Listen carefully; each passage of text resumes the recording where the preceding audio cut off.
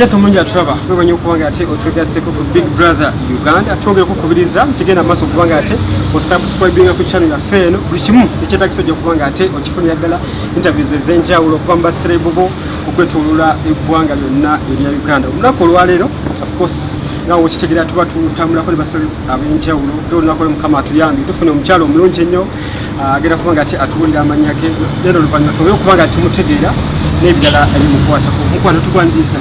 Hi. How are you? Oli bulungi? Yes, soko tulieko amanya then tadiwa kunyumira muko nabali bafa. Amanya Shakirah. You call me call me Shakirah. You can call me Shakirah. It's your name Chipangwira. Okay. So yeah. Shakirah. Yeah. Kubale kuyimba. Kale. Omuziki ugamba gutya? Muziki si mubi. I move at my own pace, so yeah, it's not bad. I think it was 2015, 2016. Watukubira nnyo akayimba ketuba tusinze nnyo okwetaaga nti bayita Tinkula with Pallaso. Ne balowooza nti oba oli mu timu n'osiiku n'obula. No, yali ankwatiddeko nga nyambako ng'ayagala, he believed in me so much, so ng'ayagala tukikole. Yeah, and then I got pregnant. And I had to go for medical, medical attention. So Nozalaka baby boy, baby girl. Baby girl, Shakirah nako. Nako ka Shakirah. Yeah. Shakirah. Yeah. Okay, so kati okomyewo.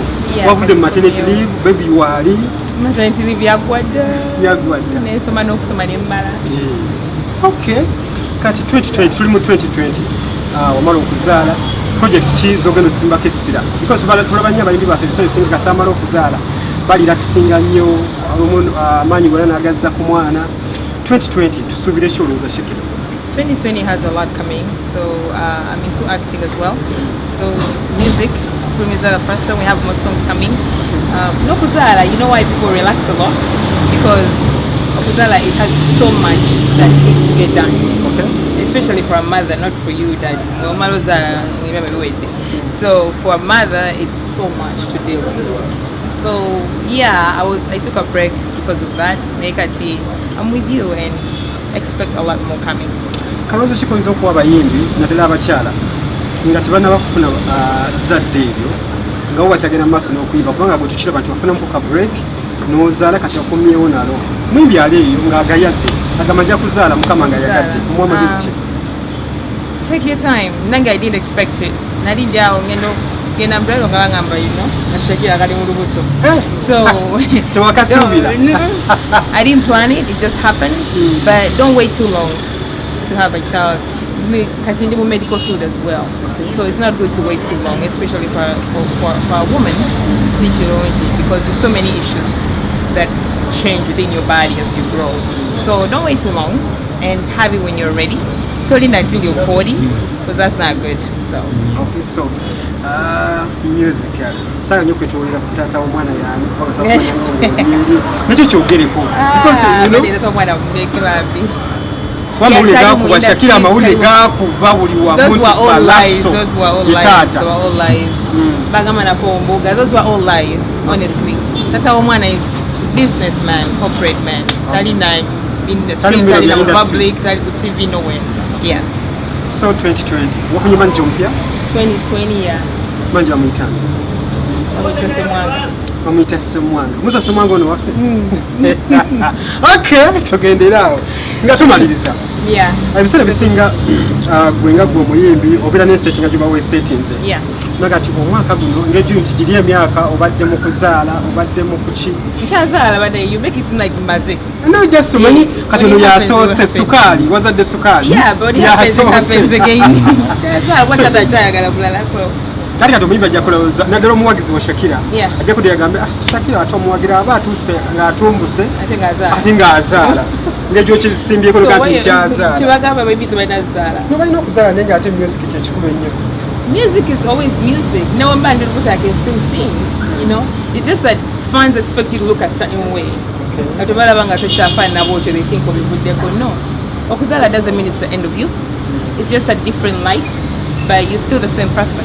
So I'm still the same person, right? Yeah. You look good. Thank you. So yeah, the chikugani chokola whatever you want to do.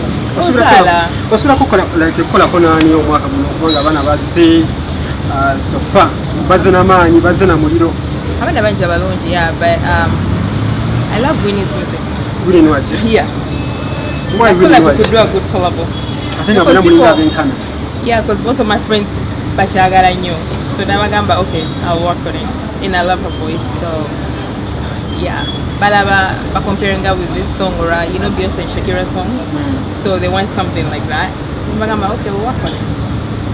It's fun like another year. But si bonde hizo kumalira. Yeah, then Mubasajja? Mubasajja, I would say maybe John Black, maybe. Yeah. Because I'm not so much into. Yeah, but I'm not so much into male artists, really. Finally, I want to. Hey, Jagalo, no. Sichilina yet. What does good Mukola on the Pallaso? Anytime. Which are your friends? Anytime, yeah. Really? I haven't seen him in a while because my life changed. I was busy. I had no Lugambolo going around. So, you prevent some things. But yeah, we're still good friends. I can still go to his place, when I get time, and we talk about music though. Oh. Yeah. So far, you know Shakirah 2020. Studio. Yes. Studio is in Nyimba. Ne management empya? Yeah. Okay. But chifumiza kolomo and the rest is coming. Nga tuwumba kwake ebigambo byolaba byogamba mulabi waffe omulungi era omusuubize nti omwaka gwa 2020 oze buli kimu togenda kuddayo maternity. No, sigenda kusuubiza nti sigenda kuddayo. But whoever is watching us right now, thank you for tuning in and don't give up on your dream. Compete with yourself. Don't compete with anybody. That's the best thing you could do for yourself. And I love you all. And it's Shakirah, the unchangeable. Unchangeable. Kano katalekeka. Olakozeka ekintu ekiri crazy in love. Just for fun, right? Why? No, just abantu bakola ebintu ebyenjawulo. We do so many crazy things for love, Bananga. So many threesomes, binge.